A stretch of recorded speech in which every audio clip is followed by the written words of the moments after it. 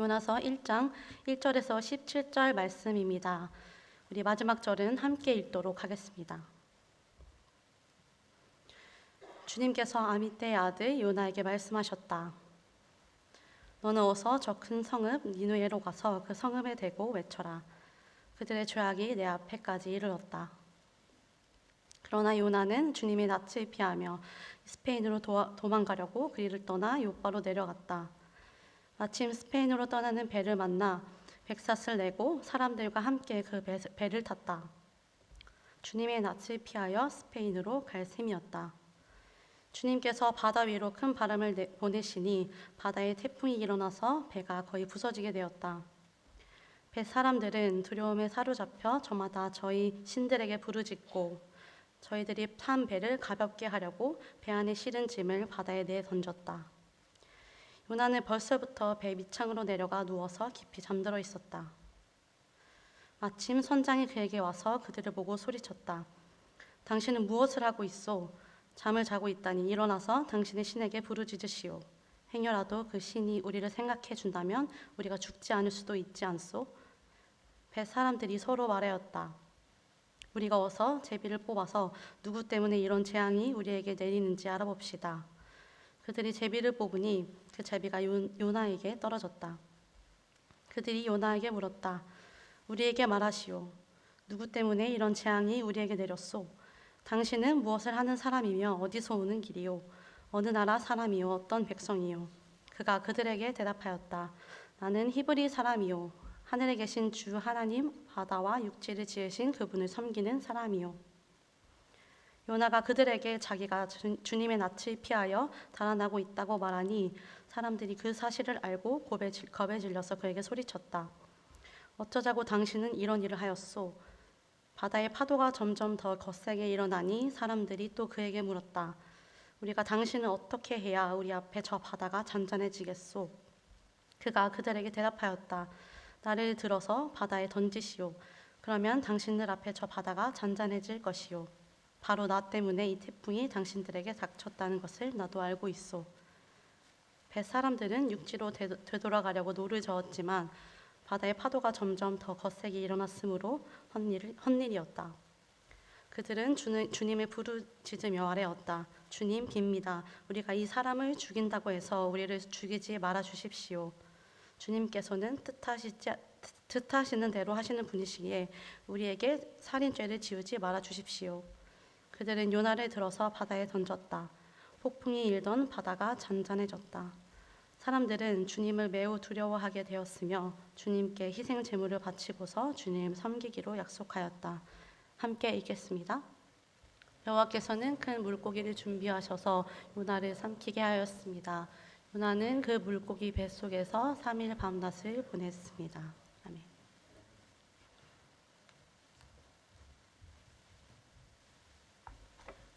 우리 2025년 첫 주일 예배 나오신 모든 또 사부 예배 드리는 성도님들을 주님의 이름으로 환영하고 축복합니다. 새해 이제 1월 우리 시작을 하면서 요나서 1장에서 4장까지 있는 말씀인데 한 주에 한 장씩 한 달 동안 요나서를 함께 살펴볼 예정입니다. 여러분들 요나 하면 무엇이 가장 먼저 떠오르십니까? 무엇보다 이 물고기, 오늘 우리가 같이 읽었지만 물고기가 아마 떠오르실 텐데 요나 선지자는 하나님의 말씀에 불순종해서 이 다시스로 가는 배를 탔고 큰 풍랑 가운데 서는 모두가 죽을 위기에 처하자 한 명의 제비 뽑아 바닷속에 넣었는데 바로 그 사람이 이 요나였습니다. 요나는 바닷속에 던져졌지만 큰 물고기가 그를 삼켰고 그는 큰 물고기 뱃속에서 3일 동안 갇혀 있다가 다시 살아났던 선지자입니다. 저는 오늘 이 말씀을 통해서 세상을 향해 하나님이 바라보았던 시선이 어떤 시선이었는지, 요나가 세상을 바라보았던 시선은 어떤 시선이었는지, 그리고 마지막으로 하나님께서 요나를 바라보았던 시선은 무엇이었는지 함께 차례대로 살펴보기 원합니다. 먼저 첫 번째로 세상을 향한 하나님의 시선입니다. 오늘 말씀 1절, 2절을 우리 한 번 더 같이 읽어볼까요? 여호와의 말씀이 아미떼의 아들 요나에게 임해 말씀하였습니다. 일어나 저 큰 성읍 니느웨로 가서 그 도시에 선포하여라. 이는 그 도시의 죄악이 내 앞에까지 이르렀기 때문입니다. 요나 선지자에게 말씀한 하나님의 말씀은 이 누구를 향한 말씀입니까? 니느웨라는 한 도시입니다. 이 도시로 가서 이 죄악이 내 앞에 이르렀다라는 것을 선포하라라고 명령합니다. 우리는 먼저 이 니느웨라는 도시가 어떤 도시인지 알 필요가 있습니다. 당시 니느웨는 어느 나라 수도였을까요? 그 당시 강대국이었던 아수르의 수도입니다. 오늘날로 치면 이라크라는 그 땅, 중동 이라크가 있는 곳인데요. 이 아수르의 수도 니느웨에 대한 정보는 본문에서 알 수 있는 것처럼 한 두 가지가 있습니다. 니느웨를 수식하면서 큰 성읍, 큰 도시다라고 이야기하고 있고, 두 번째로는 죄악이 하나님 앞에 이른 도시다입니다. 당시 고대 근동에서 가장 강하고 발달된 도시인 이 니느웨를 향한 하나님의 큰 시선, 두 가지 시선은 크게 두 가지가 있는데, 하나는 니느웨는 크다라는 것이고, 다른 하나는 니느웨는 죄악을 지었다, 악하다라는 것입니다. 먼저 하나님께 니느웨를 바라보신 이 크다라는 것, 이 크게 바라보신다는 것은 무엇을 의미할까요? 요나서는 1장에서 4장까지 이루어져 있습니다. 사실 여러분들 집에 돌아가셔서 읽으시면 좋겠는데 길지 않습니다. 한 48절, 4장이고 48절로 아주 짧게 이루어져 있는데, 근데 이 요나서 48절로 이루어진 이 요나서에 가장 많이 나오는 단어 중에 하나가 바로 이 큰이라는 단어입니다. 히브리어로 이 가돌인데, 이 가돌이라는 이 단어 무려 15회나 등장합니다. 물론 이 크다라는 것은 말 그대로 그 도시가 큰 성읍이었습니다.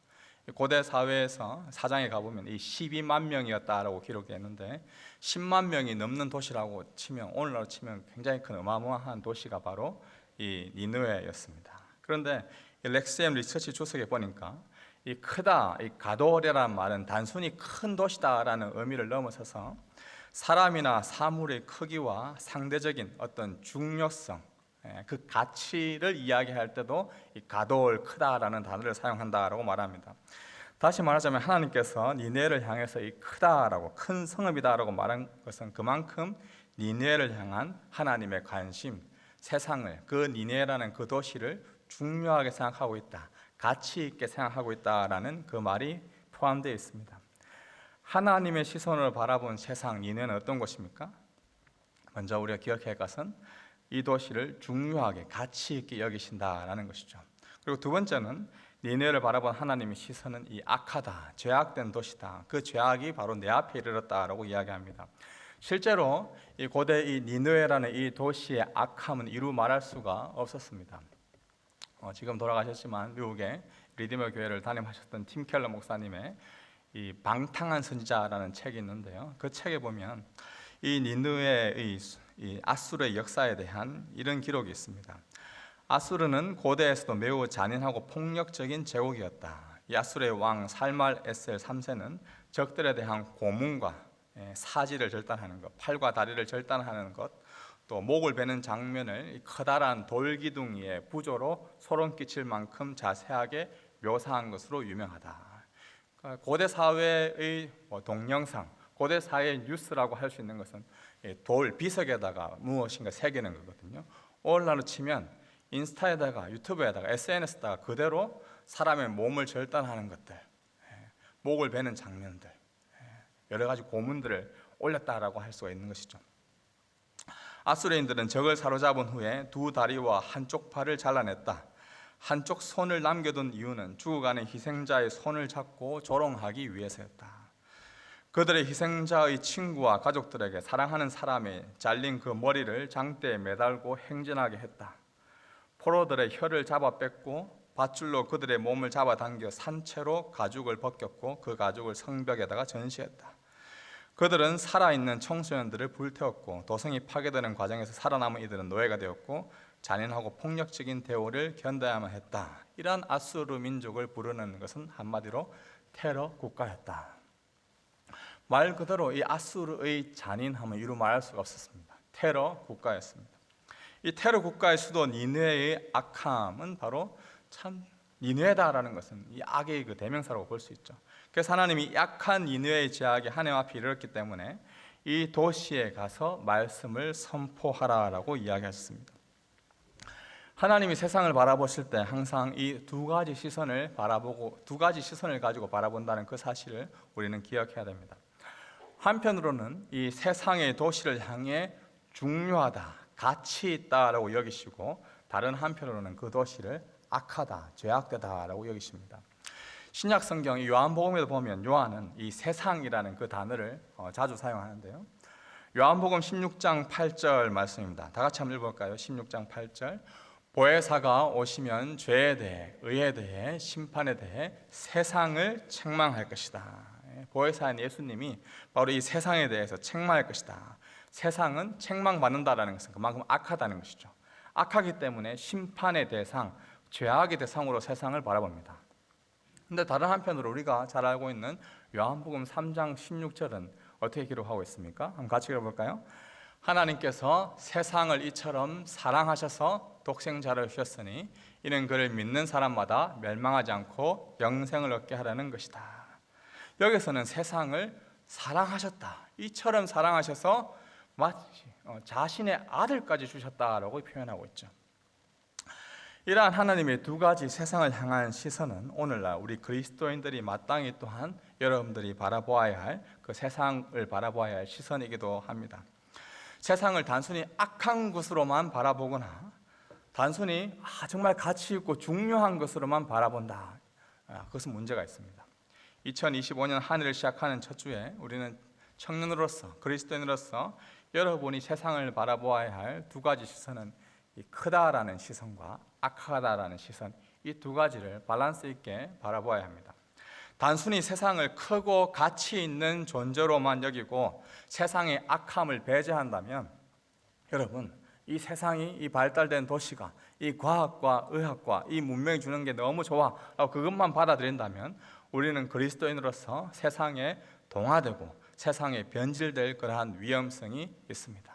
반면에 이 세상은 악한 곳이야, 더러운 곳이야, 추악한 곳이야, 상대도 하면 안 돼 라고 이야기하면서 세상과 아예 단절되어 살다 보면 굉장히 우리는 배타적으로 우리에만 머물러 있는 자기 집단, 이 집단의 이기주의에 빠질 수 있는 그러한 위험성이 있습니다. 우리는 세상을 바라볼 때 항상 이 두 가지의 마음을 가지고 바라봐야 됩니다. 세상은 크고 중요한 곳이지만 동시에 세상은 악한 곳입니다. 두 번째로 이 세상을 향한 요나의 시선에 대해서 한번 생각해 봅시다. 하나님이 선지자 요나에게 말씀하였습니다. 이 선지자는 하나님의 말씀을 전하는 자입니다. 그런데 요나는 이 하나님의 말씀을 전하는 자로서 어떤 태도를 취하고 있습니까? 우리 3절 말씀 다 같이 읽어보겠습니다. 그러나 요나는 여호와로부터 도망쳐 나와 다시스로 향했습니다. 그는 욥바로 내려가서 그곳에서 다시스행 배를 발견했습니다. 그는 백사슬을 내고 여호와를 피하기 위해 배를 타고 다시스로 향했습니다. 요나는 다시스로 가기 위해 욥바로 가서 이 다시스행 배를 탔습니다. 요나는 하나님께서 말씀하신 니느웨가 아니라 다시스로 지금 향합니다. 하나님께서 바라보셨던 세상 니느웨를 향한 요나는 지금 어떤 행동을 취합니까? 그 니느웨를 바라보지 않습니다. 사실 요나는 북이스라엘에서 활동하였던 선지자이기 때문에 아마 이 베델이라는 곳에서 살았을 것입니다. 그가 살던 곳에서 이 니느웨는 동쪽으로 가야 합니다. 그런데 요나는 의도적으로 당시 이 서쪽 끝이라고 여겨졌던, 오늘 본문에서 우리가 협인자매님 읽으셨는데 바로 스페인이라고 나오죠. 그 스페인으로 갑니다. 니느웨를 향해 눈길조차 주고 있지 않습니다. 왜 이러한 태도를 취하고 있을까요? 이에 대해 우리가 이해하기 위해서는 열왕기하 14장 25절 말씀을 살펴보면 좋겠는데, 한번 보시면 여로보암은 하맛억에서부터 아라바 바다까지 이스라엘의 국경을 회복시켰습니다. 그것은 이스라엘의 하나님 여호와께서 그분의 종인 가드헤벨 출신 아밋대의 아들인 예언자인 요나를 통해 하신 말씀에 따른 것이었습니다. 여기 나오는 여로보암은 북이스라엘의 1대 왕이 아니고 북이스라엘의 여로보암 2세 왕을 가리킵니다. 여로보암은 악하게 살았고 하나님의 뜻에 따라 살지도 않았습니다. 그런데 오늘 이 말씀에 보면 요나를 통해, 요나 선지자를 통해 오히려 이스라엘의 국경을 회복시킵니다. 이스라엘 토지 땅을 넓히고 또 나라를 번성하게 하는 그 일에 힘을 쏟았던 사람이 바로 여로보암 2세입니다. 실제로 역사에 보면 여로보암 2세 때 북이스라엘이 가장 국력이 강하였고 나라가 잘 살던 시기였습니다. 근데 이 모든 일 옆에는 누가 있었습니까? 예언자인 선지자인 요나가 있었습니다. 동시대 선지자였던 호세아나, 아모스 이런 선지자는 하나님의 말씀에 따라 왕이든 그 나라에 살던 제사장이든 이 모든 백성들은 회개해야 된다, 죄악에서 돌아와야 된다라고 그러한 그러한 외침들을 자주 펼쳤다면, 오히려 이 요나 같은 경우는 굉장히 국익을 위한, 하나님께서 나라를 번성케 하실 것입니다, 하나님께서 우리의 영토를 회복시켜 주실 것입니다, 우리가 부국강병할 것입니다, 번성하게 될 것입니다, 굉장히 좋은 말, 굉장히 은혜가 되는 그런 말들을 했던 사람이었던 것이죠. 자, 그렇다면 이 왕의 입장으로 여로보암 2세로 보았을 때 누구를 가장 신뢰하고 좋아했을까요? 바로 이 요나입니다. 우리 민족을, 우리 나라를 굉장히 잘 살게, 우리 민족을 영토를 회복시켜주는 일에 하나님의 말씀에 앞장섰던 인물이 바로 요나인데 하면서 요나를 굉장히 아꼈고, 실제로 학자들은 이 요나 선지자는 아마 궁중 선지자였을 것이다. 나라 돈을 먹고 사는, 국가에서 정말 이 지지해주는, 서포트해주는 그런 선지자였을 것이다 라고 이야기합니다. 그런데 반대로 이 니느웨는 어떤 곳이냐? 바로 북이스라엘의 적국, 북이스라엘을 계속해서 쳐들어오는, 북이스라엘을 못살게 굴던 도시였습니다. 실제로 요나 신자 이후의 시대, 주전 722년이죠. 이 북이스라엘이 어느 나라에게 망하게 됩니까? 바로 이 아수르에게 망하게 됩니다. 그만큼 이 아수르는 북이스라엘을 괴롭혔던, 북이스라엘에게는 원수와 같은 곳이 바로 이 니느웨이고 아수르였습니다. 요나의 시선을 바라본 니느웨는 세상 굉장히 악한 곳이었습니다. 자신의 나라를 못 살고는 적대적인 국가였습니다. 원수 같은 곳이죠. 이러한 근데 적국의 항복판에 가서 하나님의 말씀을 지금 요나가 보고 전하라고 한다는 것은 사실 굉장히 부담스러운 일입니다. 우리가 단순히 뉴질랜드에 살고 있는 사람에게 저기 잠깐 옆에 호주에 가서 하나님의 말씀을 전하십시오라고 이야기한다면 그냥 예 알겠습니다, 가서 전하고 오겠습니다 라고 할 수 있겠죠. 지금 안타깝게도 여러분들 지금 계속해서 전쟁이 일어나고 있잖아요. 만약에 우크라이나에서 우크라이나를 열심히 위해서, 국익을 위해서 싸우고 있는 그러한 한 지도자에게 지금 러시아 모스크바에 가서 러시아를 회개하면, 러시아가 이 모든 것들을 다 잘못했다고 이야기하면 모든 것들을 용서해 주겠다라는 그런 메시지를 한번 던지고 오십시오, 그것을 당신에게 하십시오라고 한다면 그것을 할 사람이 많지는 않을 겁니다.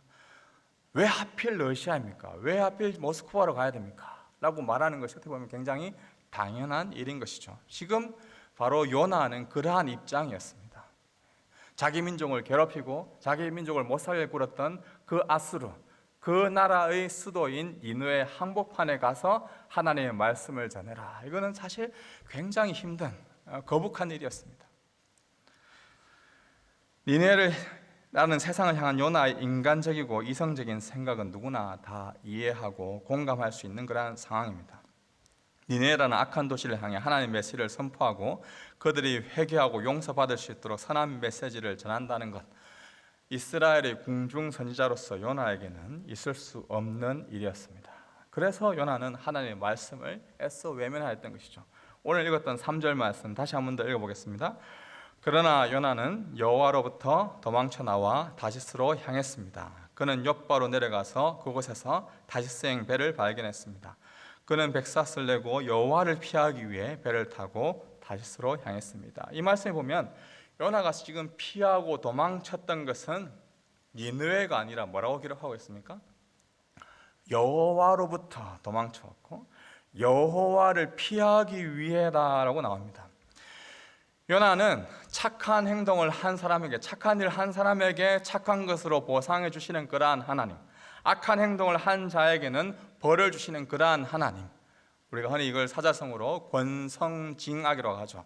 착한 일을 행한 사람에게 좋은 걸 주고 악한 행동을 한 사람들에게는 못된 것을 하는 그런 하나님, 그런 하나님에 대한 요나는 신뢰함이 있었습니다.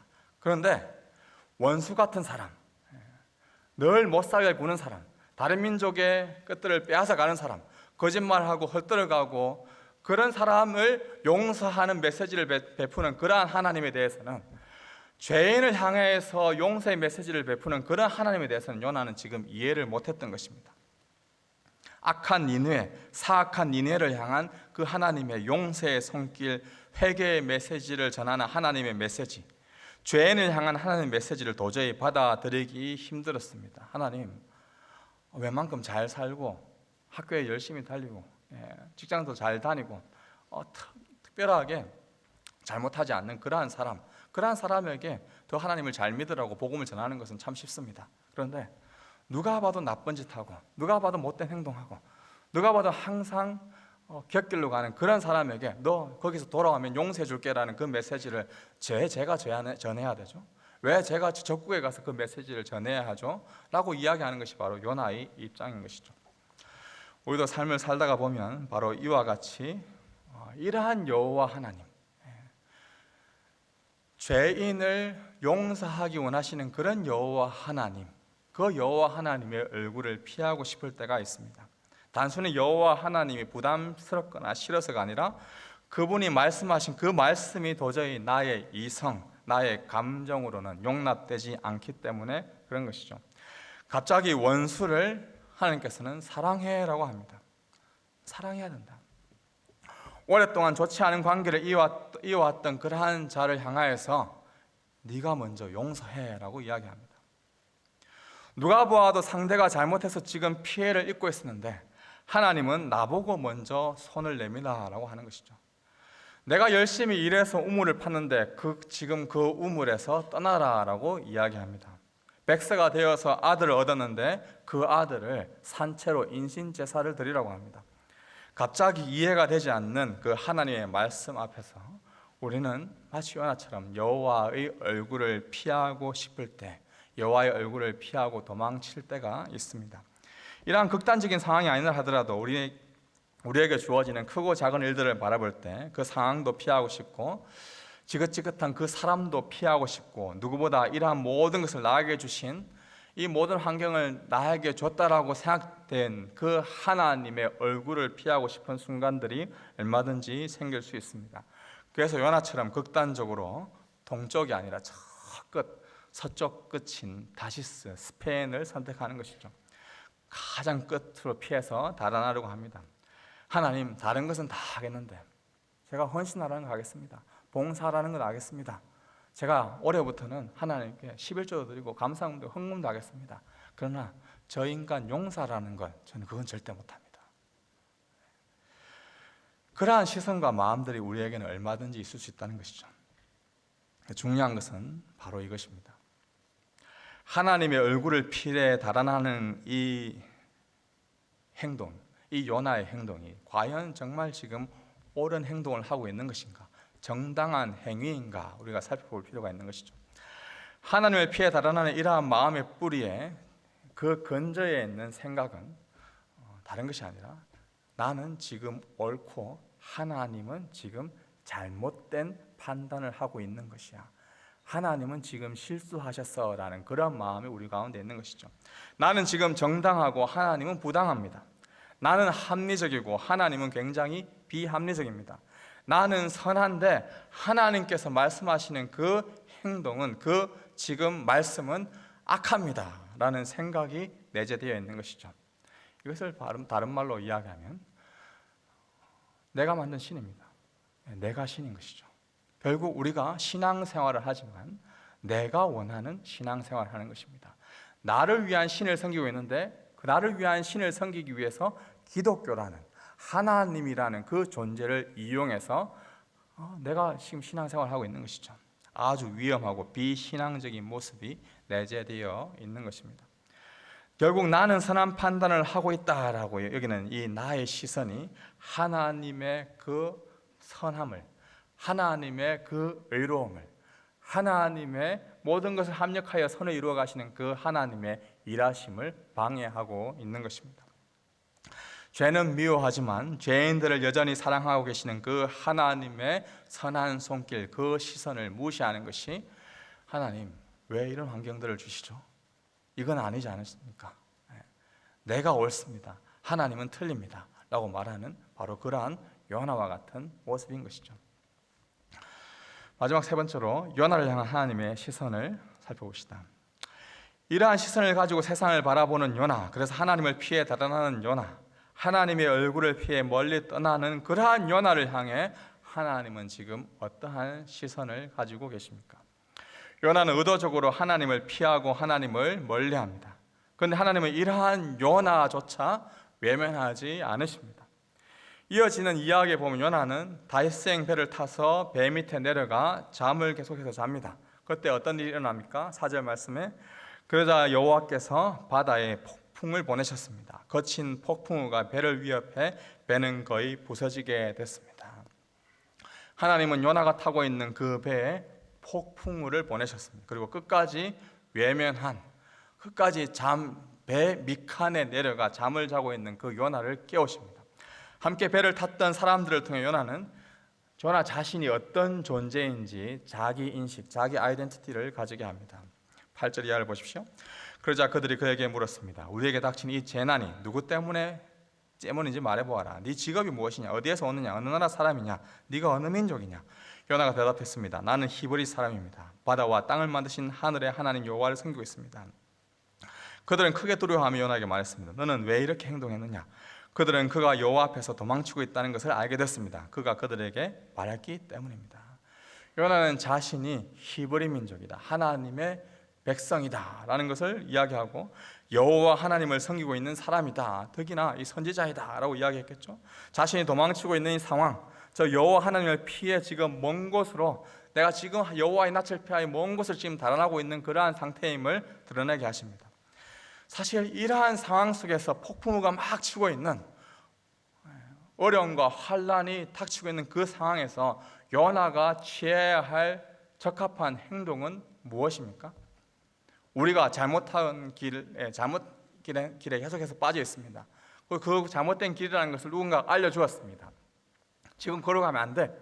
지금 네가 가고 있는 길은 잘못된 길이야, wrong way야 라고 이야기했을 때 깨닫는 것입니다. 그리고 잘못했습니다 라고 이야기하는 것이 굉장히 정상적인 일입니다. 그런데 요나는 회개하지 않습니다. 하나님 앞에서 도망쳤던 것을 지금 회개하고 용서를 구하겠습니다 라고 말해야 하지만 요나는 그렇게 하지 않습니다. 더 끝까지 가버리죠. 선원들이 지금 어떻게 해야 되냐? 그럼 내가 너희를 어떻게 해야 되냐라고 묻자 요나는 무엇이라고 이야기합니까? 우리 12절 말씀 다 같이 읽어보겠습니다. 12절 시작. 그가 대답했습니다. 나를 들어서 바닷속에 던지십시오. 그러면 바다가 잠잠해질 것입니다. 이렇게 엄청난 폭풍이 당신들에게 닥친 것은 나 때문이라는 것을 잘 알고 있습니다. 사실 우리가 이 본문을 굉장히 오해할 수 있습니다.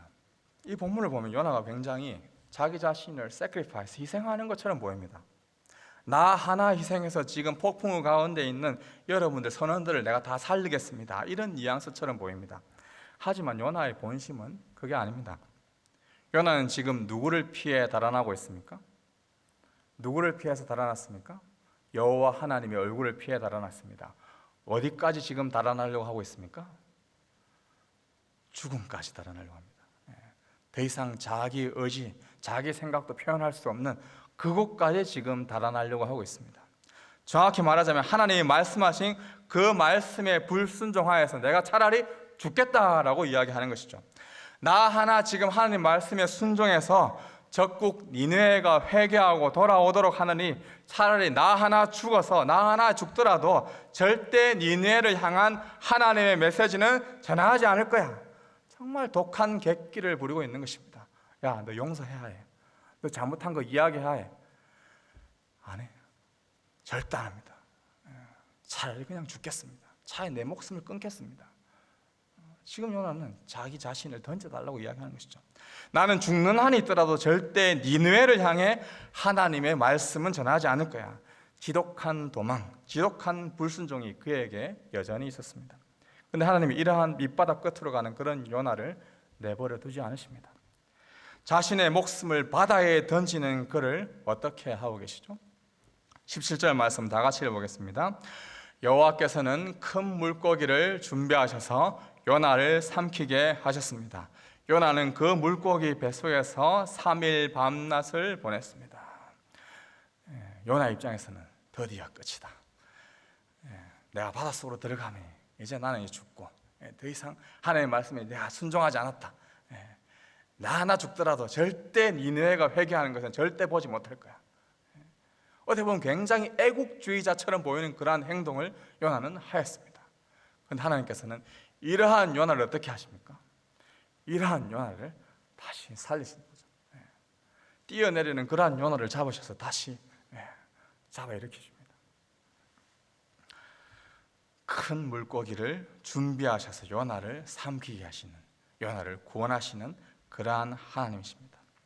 스스로 희생제물이 되었으라도 하나님 말씀을 전하는 그 일은 내가 하지 않겠다. 내가 봤을 때 절대적으로 그건 합리적인 일이 아니기 때문에 나는 절대 하지 않겠다라고 하나님 말씀에 불순종하고 있는 그 요나를 하나님은 구원하여 주십니다. 아이러니하게도 기독교는 우리가 믿는 하나님은 이런 분이시고 우리가 믿는 신앙은 이런 것입니다. 내가 이번에 올해 하나님을 알기 위해서 더 열심히 봉사도 하고 더 열심히 예배도 드리고 더 열심히 찬양도 하고 더 열심히 기도도 하고 더 열심히 모든 예배에 다 참석하겠어 라고 말하는 그러한 사람을 하나님께서 구원하시는 것이 아니라 어차피 지금까지 하나님도 못 만났는데 올해 이번 첫 주만 예배 드리고 이제 올 한 해 남 12월 25일 크리스마스 때나 교회 와야 되겠다 라고 생각하는 하나님을 멀리 떠나고자 하는 그 사람을 하나님께서는 오히려 만나 주십니다. 그 사람 속에 하나님께서 가셔서 그 하나님을 떠나려고 하는 그 사람을 하나님께서는 끄집어내셔서 구원하여 주시는 그러한 하나님입니다. 왜 그러시는지, 하나님이 왜 그렇게 하시는지 사실 알 수가 없습니다. 요나를 향한 이 하나님의 시선이 느껴지십니까? 나 이제 교회 안 다닐 거야. 이 교회라는 건 너무 비합리적이야. 더 이상 신앙생활 안 할 거야.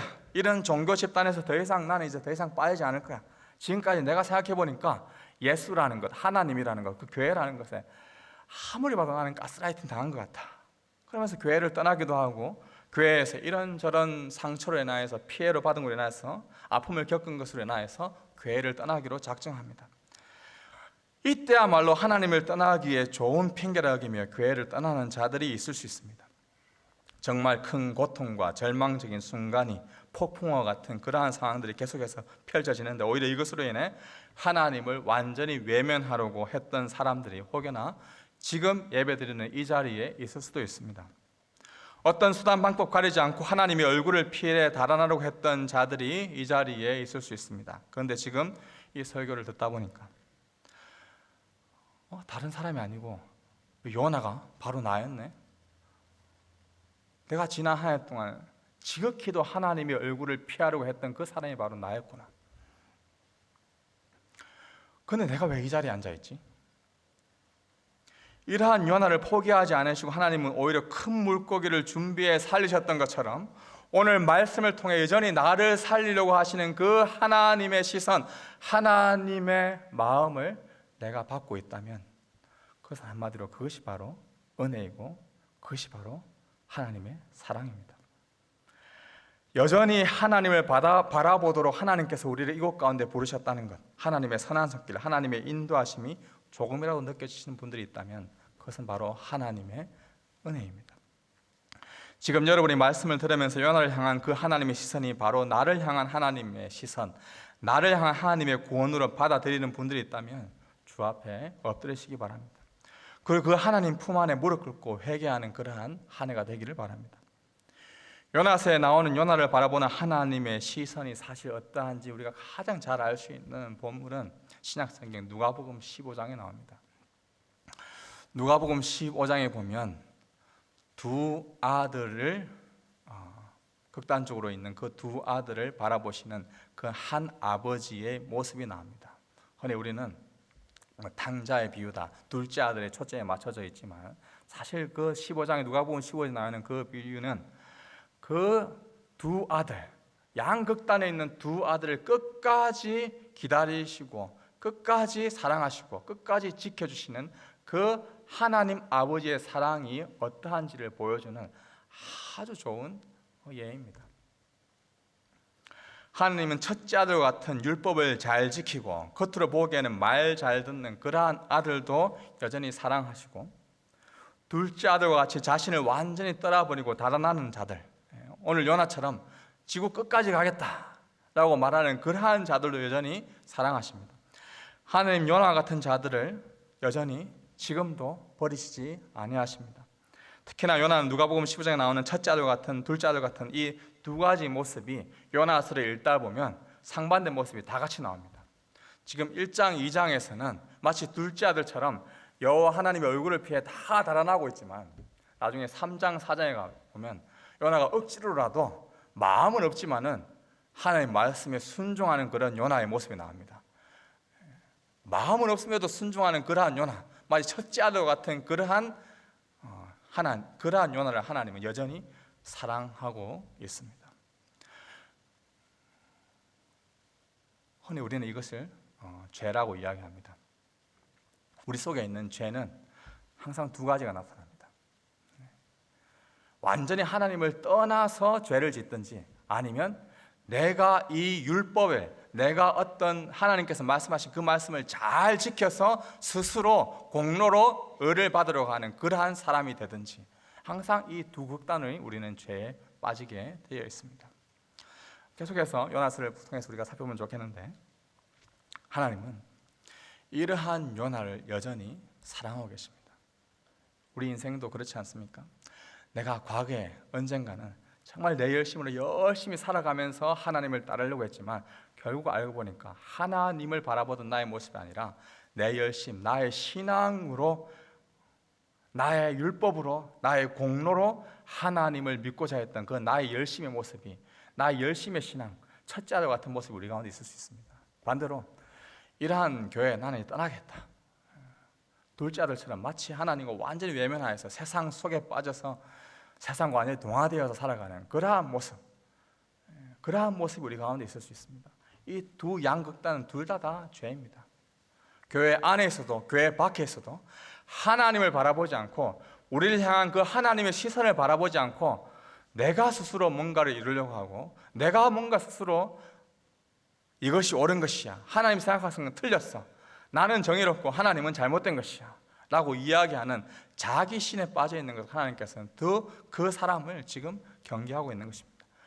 근데 감사하게도 하나님은 그러한 우리 인간을 여전히 사랑하고 있습니다. 그것이 하나님의 은혜입니다. 사랑하는 청년 여러분, 하나님 아버지 품으로 다시 돌아오십시오. 수고하고 무거운 짐자들아 다 내게로 오라 라고 말씀하시는 그 예수 그리스도의 초청 앞에 다시 엎드리십시오. 여러분들은 하나님을 떠나 내가 차라리 하나님 말씀에 순종하느니 죽겠다 라고 스스로 극단적인 선택을 하려고 하는 그러한 사람조차도 하나님께서는 잡으셔서 일으키셔서 불러주십니다. 그 증거가 어디에 있습니까? 지금 여러분들이 이 자리에 앉아 있는 것입니다. 지금 여러분들이 이 자리에 앉아서 하나님을 찬양하고 예배하고 기도하고 있는 것, 이 자체가 기적입니다. 요나서를 읽다 보면, 우리가 요나서를 자칫하면 요나가 물고기 뱃속에 들어간 그것에 집중할 수 있습니다. 그러나 성경은 요나서 보면 요나가 물고기 뱃속에 들어갔다, 물고기가 요나를 뱉었다, 이 이야기밖에 나오지 않습니다. 크게 신경 쓰지 않습니다. 우리가 생각하는 과학적으로, 논리적으로 이해되지 않는 그 일을 성경은 왜 기록했을까? 사실 거기에 성경은 초점 맞춰져 있지 않습니다. 성경은 요나라는 이 한 사람, 하나님을 피해 거기까지 갔던 그 한 사람을 끝까지 추격하시는, 끝까지 따라가시는, 절대 포기하지 않으시는 그 하나님의 사랑, 그 하나님의 히브리어로 이야기하면 헤세드의 사랑을 이야기해주고 있습니다. 그 하나님 품으로 돌아오십시오. 다시 기도하겠습니다.